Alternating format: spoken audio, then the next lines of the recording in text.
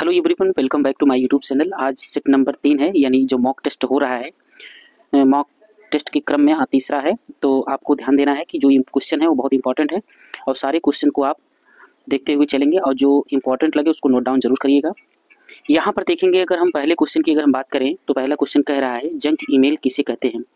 ये क्वेश्चन आजकल ट्रेंडिंग में चल रहा है, कई जगह पूछा गया है। पिछली बार हाई कोर्ट आरओ में यही क्वेश्चन आया था, इसलिए मैंने ये क्वेश्चन उठाया है और अधीनस्थ ने भी इसे कई बार क्वेश्चन पूछ चुका है। ठीक है, तो जंक ईमेल क्या होता है? जंक ईमेल, जिसे हम स्पैम मेल के रूप में भी जानते हैं, बहुत सारे मैसेज अनचाहे जो आते हैं हमारे मोबाइल पर या मेल पर, उसे हम जंक ईमेल कहते हैं। इसका दूसरा नाम क्या है? स्पैम, यानी इसका करेक्ट आंसर ए हो जाएगा। ठीक है, आगे बढ़ते हैं। बस इसमें यही है कि आप जानते रहिए, जंक ईमेल स्पैम होता है, स्पैम कहते हैं जो बहुत सारे अनचाहे मैसेज हमारे मोबाइल पर या हमारे ईमेल पर आते हैं, उसे हम जंक ईमेल कहते हैं या स्पैम कहते हैं। बस आगे बढ़ते हैं। क्वेश्चन नंबर 2 की बात अगर हम करें तो क्वेश्चन नंबर 2 कह रहा है कि बंगाल का विभाजन हुआ था। आपको बताना है कि बंगाल का विभाजन कब हुआ था। इसका करेक्ट आंसर की बात करेंगे तो करेक्ट आंसर इसका हो जाएगा डी, 1905। अब इसमें हमें ध्यान रखना है कि इससे संबंधित कुछ चीज़ें जो एग्जाम में मैक्सिमम पूछी जाती हैं और इससे रिलेटेड कुछ इंपॉर्टेंट बातें। 7 अगस्त 1905 को कलकत्ता टाउन हॉल में एक ऐतिहासिक बैठक हुई, जिसमें स्वदेशी आंदोलन की औपचारिक घोषणा की गई तथा बहिष्कार संबंधी प्रस्ताव पारित किए गए। एक चीज़। दूसरी चीज़ क्या? 20 जुलाई 1905, इसको मैं लिख दे रहा हूँ, 20 जुलाई 1905। 20 जुलाई 1905 को ब्रिटिश औपनिवेशिक सरकार द्वारा बंगाल के विभाजन की घोषणा की जाती है। ठीक है, कई बार ये भी पूछा गया है कि औपनिवेशिक सरकार द्वारा बंगाल का विभाजन की घोषणा कब होती है। तो डेट याद रखिएगा, 20 जुलाई 1905। यहाँ तो 1905 दिया है, लेकिन याद रखना है 20 जुलाई 1905। और तीसरी बात है कि स्वदेशी आंदोलन एवं विदेशी वस्तुओं का बहिष्कार इसी समय हुआ था और इसका जिक्र सर्वप्रथम कृष्ण कुमार मित्र ने अपनी पत्रिका संजीवनी में किया था। इसको भी आपको याद रखना है। संजीवनी, ये पत्रिका किसकी थी? ये थी कृष्ण कुमार मित्र। क्वेश्चन ये भी बन सकता है कि संजीवनी पत्रिका किसने प्रकाशित की थी? तो कृष्ण कुमार मित्र ने। और इसमें किस चीज़ का जिक्र है? इसमें है स्वदेशी आंदोलन और विदेशी वस्तुओं का बहिष्कार। ठीक है ना, इसमें है। तो ये किया गया था 1905 में किया गया था। इसको भी आपको याद रखना है। और इम्पॉर्टेंट एक जो एग्जाम में पूछा गया है, वो पूछा गया है कि बंगाल का जो विभाजन हो रहा था, तो वो बंगाल का विभाजन या बंगाल का गवर्नर उस समय कौन था, यानी किसके शासनकाल में हुआ था? तो याद रखना है लॉर्ड कर्जन। फिर से देख लेते हैं, इनका नाम है लॉर्ड कर्जन। बंगाल का विभाजन किसके शासनकाल में हुआ था? तो लॉर्ड कर्जन। बस इतनी चीजें इसमें इंपॉर्टेंट थी। आगे बढ़ते हैं। क्वेश्चन नंबर तीसरा देखेंगे। क्वेश्चन नंबर तीसरा कह रहा है the India war of independence 1857 किसने लिखी थी? तो इसका आपको बताना है कि इसका करेक्ट आंसर कौन है। दिया है S N Singh, R C. Majumdar, V D. Savarkar और एस.बी. चौधरी। इसके करेक्ट आंसर की बात करेंगे तो इसका करेक्ट आंसर हो जाएगा वी.डी. सावरकर। अब देखिए, जो 1857 ये लिखा गया है ना, बहुत सारी बुकें ऐसी हैं जो 1857 के नाम से फेमस हैं। कुछ इंपॉर्टेंट बुक हम आपको बता रहे हैं, इसको आपको याद रखना है। एक इंपॉर्टेंट 1857 से रिलेटेड है the great rebellion,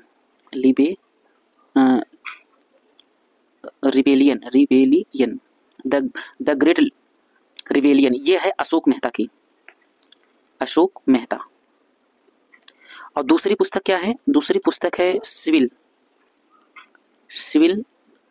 rebellion in the Indian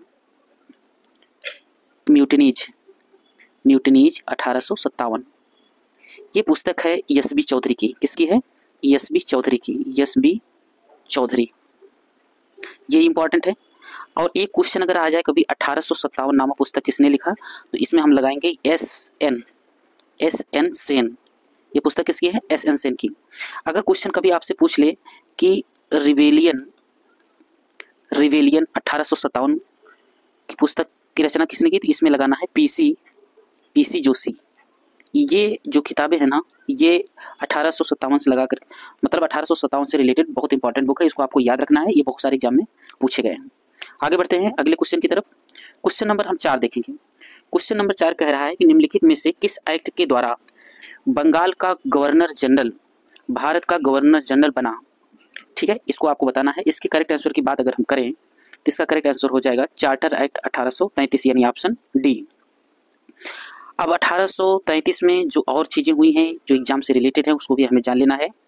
1833 का चार्टर एक्ट में लॉर्ड विलियम बेंटिंक भारत के पहले गवर्नर बनते हैं। दूसरी चीज़, भारत में व्यापार पर कंपनी का एकाधिकार खत्म हो जाता है, लेकिन जो चीन और चाय से जुड़े व्यापार रहते हैं उसको जारी रखा जाता है, यानी उसको खत्म नहीं किया जाता है। और एक चीज़ और याद रखेंगे, इसमें बॉम्बे और मद्रास के गवर्नरों की विधायी शक्तियाँ जो थी ना वो खत्म कर दी जाती हैं, ठीक है।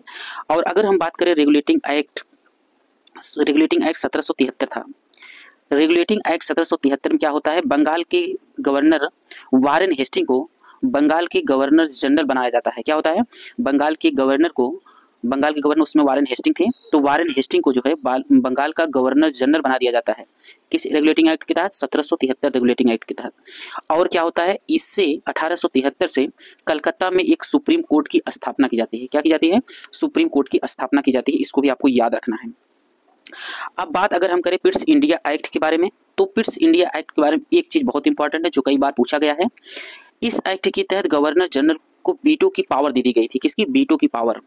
वीटो पावर पहली बार कब दिया गया था, पिट्स इंडिया एक्ट के अंतर्गत। अगर हम बात करें चार्टर एक्ट 1793 की, तो 1793 इसमें क्या है ना कि भारतीय जो ऐसे थे ना जिसको उस कार्यकाल में जो पद मिलते थे, पोस्ट मिलते थे, तो भारतीयों को ऐसे पद नहीं दिए जाते थे कि जो प्रभावशाली हो या बहुत ज़्यादा अधिकार साझा कर सके, मतलब ऐसे ही छोटे मोटे पद दे दिए जाते थे, ठीक है। और दूसरी चीज़ क्या हुआ था कि राजस्व प्रशासन में जो है ना न्यायिक कार्यों के लिए जो अलग एक कार्यालय था, तो न्यायिक कार्य जो है वो अलग एक प्रावधान कर दिया गया था, यानी उसको अलग कर दिया गया था राजस्व प्रशासन के लिए। इसको भी आपको याद रखना है।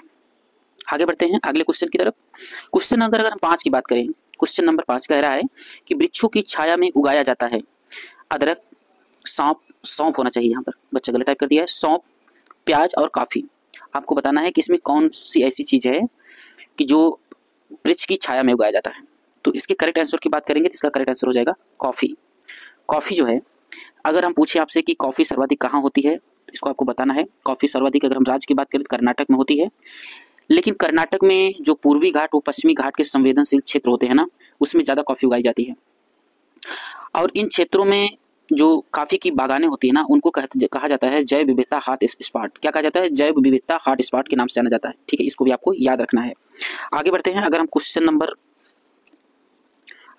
6 की बात करें तो क्वेश्चन नंबर क्या कह रहा है, भारत से सबसे अधिक मात्रा में निर्यात की जाने वाली चाय है, जो चाय है ना वो भारत से जो सबसे ज़्यादा निर्यात की जा रही, मतलब निर्यात का मतलब कहीं दूसरे देशों में भेजना, आयात का मतलब हम किसी दूसरे देश से खरीदना।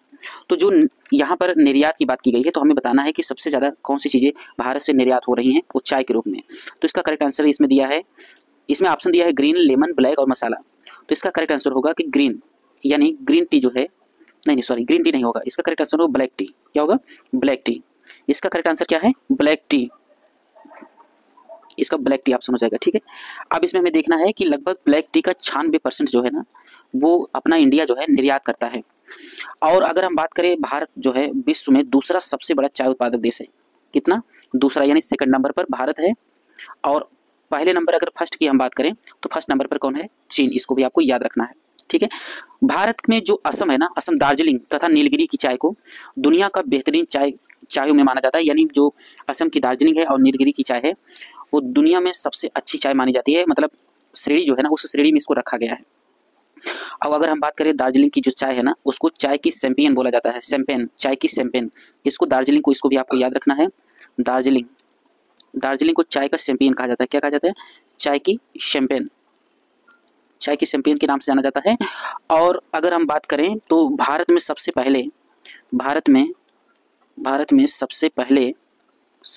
पहले जीआई टैग इसी को दिया गया था। किसको दिया गया था, जीआई टैग जो है चाय के उत्पादन के लिए दिया गया था। आगे बढ़ते हैं। क्वेश्चन नंबर 7 की अगर हम बात करें तो क्वेश्चन नंबर 7 कह रहा है गेहूं में काला कीट होने का कारण क्या है। ऑप्शन में आप दिया है फफूंद, जीवाणु, विषाणु और शुद्ध कृमि। तो आपको बताना है इसका करेक्ट आंसर क्या होगा। इसके करेक्ट आंसर की अगर हम बात करें तो इसका करेक्ट आंसर हो जाएगा फफूंद। गेहूं में काला कीट जो है वो कवक के कारण होता है, इसको आपको याद रखना है। कवक के कारण क्या होता है, कवक के कारण काला कीट। ये क्वेश्चन कई बार पूछा गया है, याद रखिए, इंपॉर्टेंट क्वेश्चन है। और इसके अतिरिक्त अगर गेहूं में होने वाले रोग की बात करें तो एक होता है करनाल बंट टिलेटिया, कर्नालबंट टिलेटिया इंडिका, ये एक कवक का नाम है। क्या है? कवक का नाम है। ये पीसीएस का क्वेश्चन है, कई बार पूछा गया, कई बार क्या इंपॉर्टेंट क्वेश्चन है, एक बार पीसीएस पूछा गया था। इस कवक से ना गेहूं में जो रोग होता है ना, उसमें क्या होता है कि जो गेहूं की बाल होती है ना, उसमें काला काला बुरादा जैसा निकलना शुरू हो जाता है। आप देखे होंगे कभी, तो गेहूं में काला रोग लग जाता है और उसको बाली को हिलाएंगे, ऐसे टच करेंगे, उसमें काला काला पाउडर की तरह निकलेगा, बुरादे की तरह। ठीक है, आगे बढ़ते हैं। क्वेश्चन नंबर 8 की अगर हम बात करें तो क्वेश्चन नंबर 8 कह रहा है निम्नलिखित में से कौन सी फलों की फसल नमक संवेदनशील है। यानी जो फल है ना, ये नमक संवेदनशील, नमक संवेदनशील का मतलब ये है कि जिस मिट्टी में नमक की मात्रा ज़्यादा होती है उसी में ये उगाया जाता है। तो आपको बताना है, ऑप्शन दिया है खजूर, अंगूर, केला और नींबू। इसका करेक्ट आंसर हो जाएगा खजूर। खजूर फसल जो है ये अत्यधिक नमक संवेदनशील है। यह एक उष्णकटिबंधीय फल है, इसको भी याद रखना है। ये क्या है? उष्णकटिबंधीय फल है, इसको भी आपको याद रखना है। इसका वैज्ञानिक नाम भी आपको याद रखना है। इसका वैज्ञानिक नाम की अगर बात करें तो इसका वैज्ञानिक नाम है फिनिक्स, याद रखिएगा, फिनिक्स टिक्टाइलिफेरा।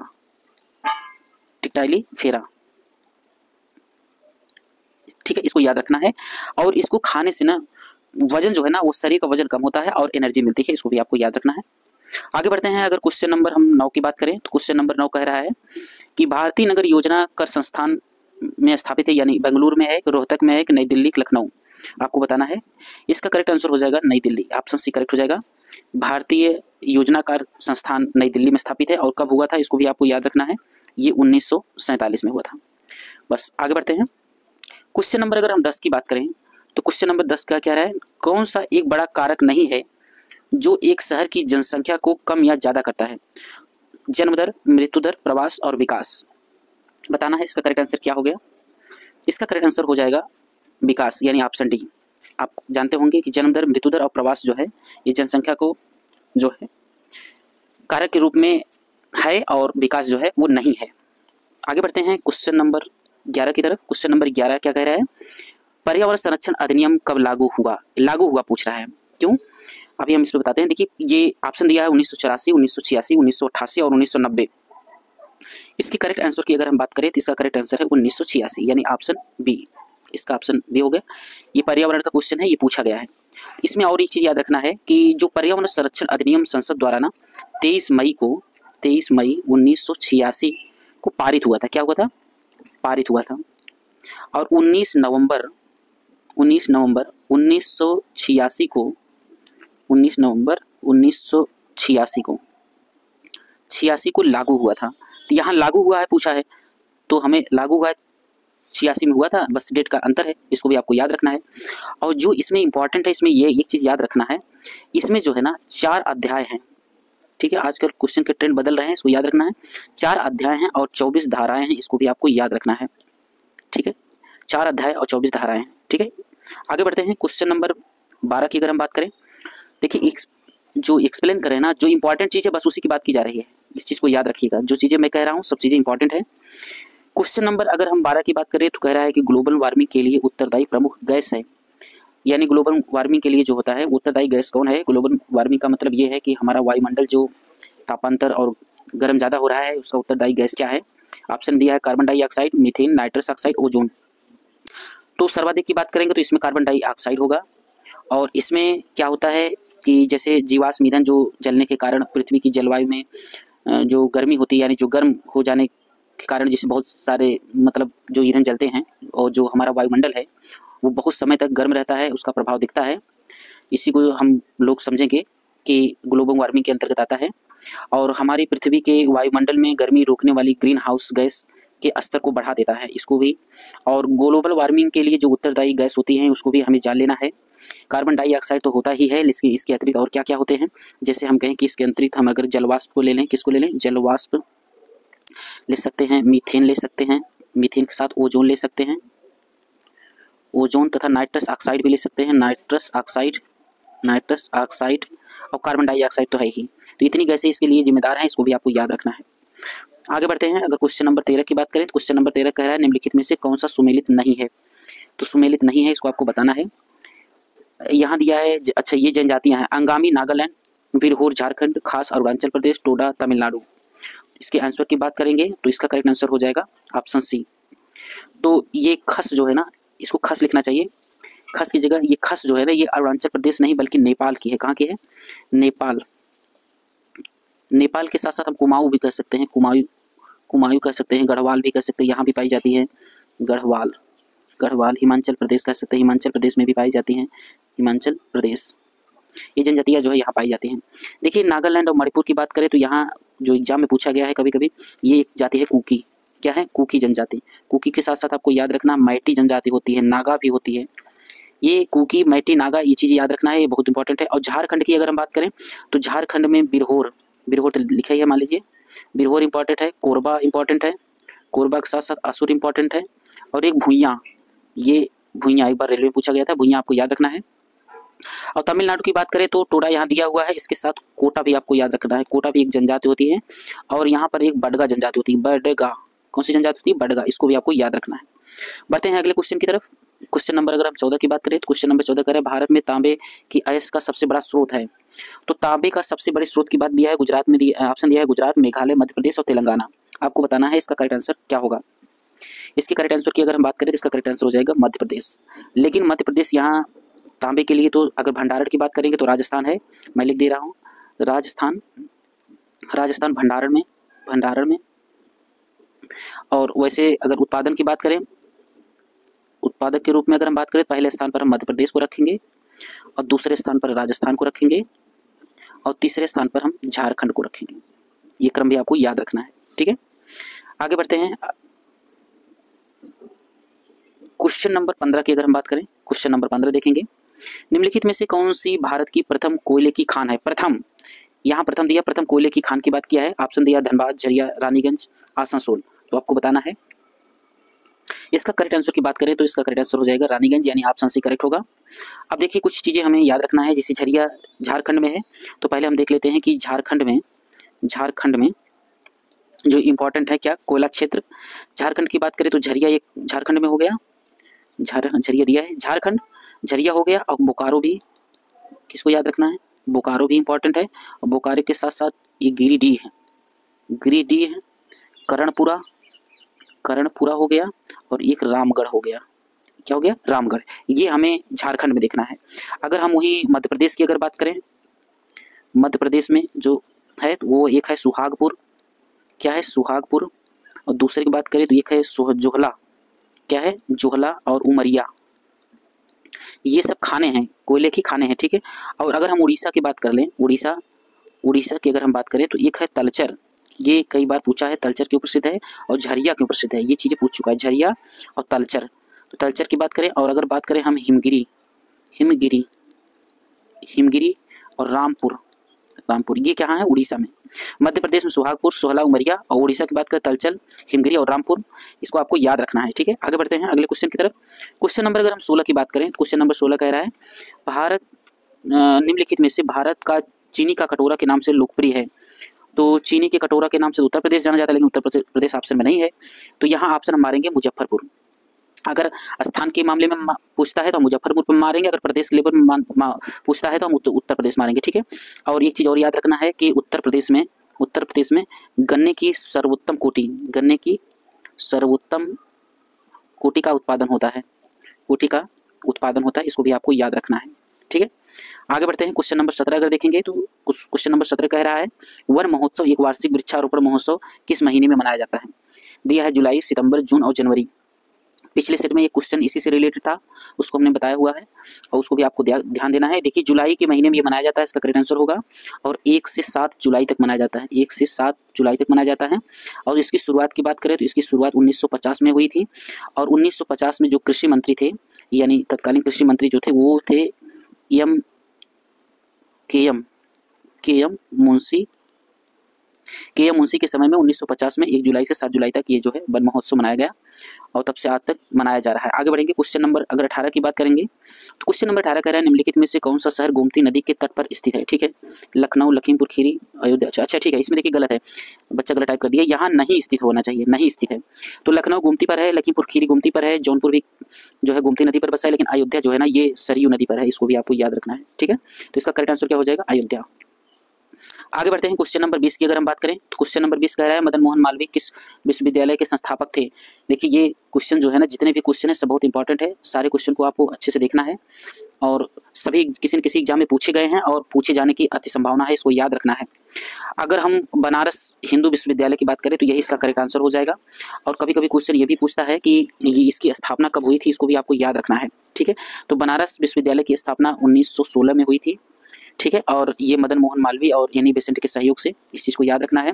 और अगर हम अलीगढ़ की बात करें तो अलीगढ़ जो है वो सर सैयद अहमद खां ने किया था 1875 में, ये भी इंपॉर्टेंट है। और अगर इलाहाबाद की बात करें तो इलाहाबाद की जो है सर विलियम्स अंग्रेज थे, सर विलियम ने किया था 1887 में। अगर लखनऊ विश्वविद्यालय की बात करें तो ये मोहम्मद खान, इनका नाम है मोहम्मद अली मोहम्मद खान। अब ये कब किया गया था, इसकी स्थापना कब किए थे, 1920 में, इसको भी आपको याद रखना है। ठीक है, ये चारों इंपॉर्टेंट है, इसको आपको याद रखना है। आगे बढ़ते हैं, क्वेश्चन नंबर अगर हम 21 देखें तो क्वेश्चन नंबर 21 क्या कह रहा है, निम्नलिखित में से कौन सी जगह रेशमी वस्त्रों के लिए जो है वो प्रसिद्ध है, इसको भी आपको बताना है। इसका करेक्ट आंसर की अगर हम बात करें, ऑप्शन की बात करें तो कानपुर, वाराणसी, आगरा और गोरखपुर दिया है, लेकिन इसके करेक्ट आंसर की अगर हम बात करें तो आपको पता होगा बनारसी रेशमी साड़ियाँ बहुत फेमस हैं भारत में, तो इसका करेक्ट आंसर क्या हो जाएगा, वाराणसी। आगे बढ़ते हैं, क्वेश्चन नंबर अगर हम 22 की बात करें तो क्वेश्चन नंबर 22 कह रहा है निम्नलिखित में से किस जिले में चीनी मिट्टी की वस्तुएं बनाई जाती हैं। तो इसके करेक्ट आंसर की बात करेंगे तो इसका करेक्ट आंसर हो जाएगा बुलंदशहर। और अगर फिरोजाबाद की बात करें तो यहाँ पर कांच की चूड़ियाँ बनती हैं, इस कांच की चूड़ियों या सौंदर्य नगरी के लिए बात करें तो फिरोजाबाद हो जाएगा इसका करेक्ट आंसर। ठीक है, आगे बढ़ते हैं, क्वेश्चन नंबर अगर हम 23 की बात करें, क्वेश्चन नंबर 23 क्या कह रहा है, अलीगढ़ किले में द्वितीय आंग्ल मराठा युद्ध के दौरान अलीगढ़ की लड़ाई कब लड़ी गई थी, अलीगढ़ की लड़ाई। ठीक है, इसके आंसर ऑप्शन की बात करेंगे अक्टूबर 1803, सितंबर 1803 और यहाँ पर दिया सितंबर 1802 और अक्टूबर 1802। तो इसके करेक्ट आंसर की बात करें तो सितंबर 1803 यानी ऑप्शन भी करेक्ट हो जाएगा। अब यहाँ पर देखिए हमें तो आंग्ल मराठा युद्ध देखना है कि पहला आंग्ल मराठा युद्ध कब हुआ था, दूसरा और तीसरा इंपॉर्टेंट है, इसको भी आपको याद रखना है। तो अगर हम फर्स्ट की हम बात करें तो फर्स्ट आंग्ल मराठा युद्ध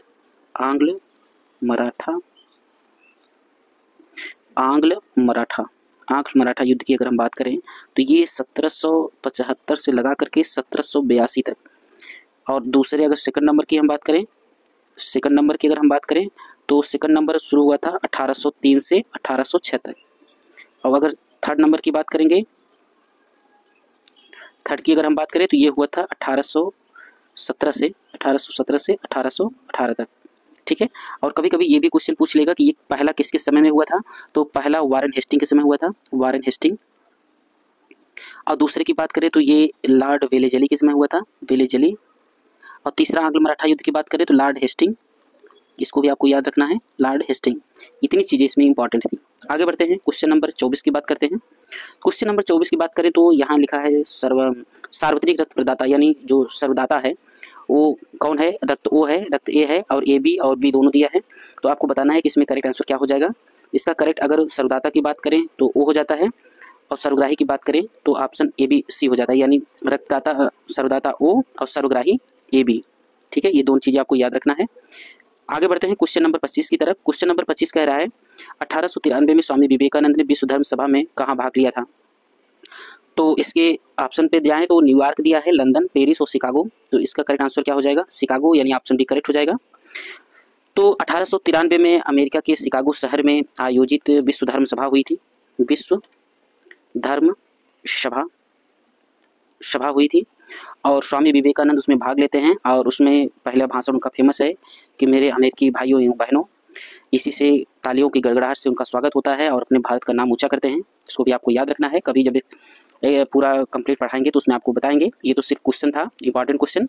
और एक चीज़ और करिएगा, यदि आप UPSI टारगेट किए हो तो चैनल को जरूर सब्सक्राइब करिएगा, क्योंकि आपको बहुत इंपॉर्टेंट क्वेश्चन मिलेंगे और वो क्वेश्चन मिलेंगे जो एग्जाम में पूछे जाएंगे। और ये मॉक टेस्ट चलता रहेगा जब तक पूरा कंप्लीट मॉक ना हो जाए। ठीक है, thank you so much all of you.